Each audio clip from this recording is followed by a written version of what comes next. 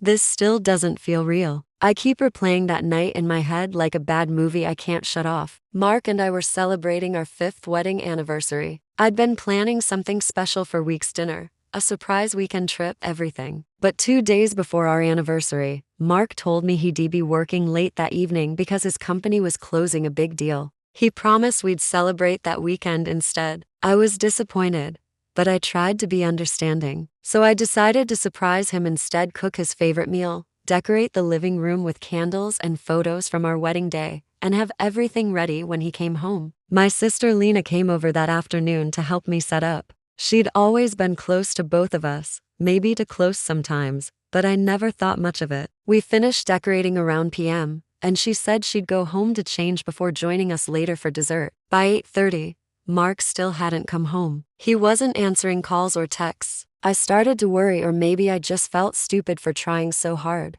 Then I remembered that he sometimes left his work laptop at home, so I figured I'd drop by his office and surprise him there. As I was about to leave, I realized Lena had forgotten her jacket. I grabbed it and texted her to ask if she wanted me to drop it off. No reply. I decided to swing by her place on the way. She lived only 10 minutes away. When I pulled up, I noticed Mark's car parked in front of her building. My first thought was, no way. Maybe he was dropping something off for her. Maybe he came to get me. My brain was trying to make sense of something that already didn't. The hallway light outside her apartment was flickering. I knocked once. No answer. I tried the door, and it was unlocked. I wish I could forget what I saw next. They were on her couch, my husband and my sister tangled together like strangers who'd been doing this for months. There were wine glasses on the table, a half-eaten cake, and candles. My candles. Mark froze when he saw me. Lena screamed my name. I couldn't move. I couldn't even cry. The world just stopped.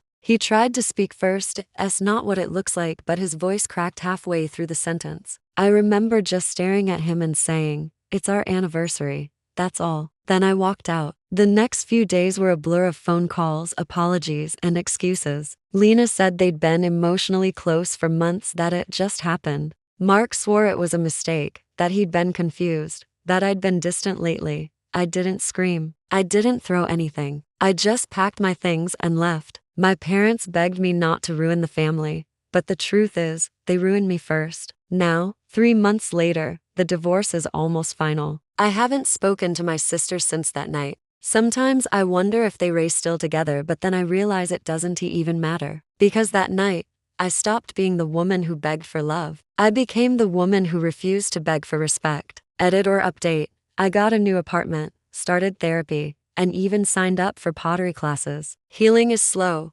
but I'm starting to feel like me again. Would you forgive your sibling if they betrayed you like this?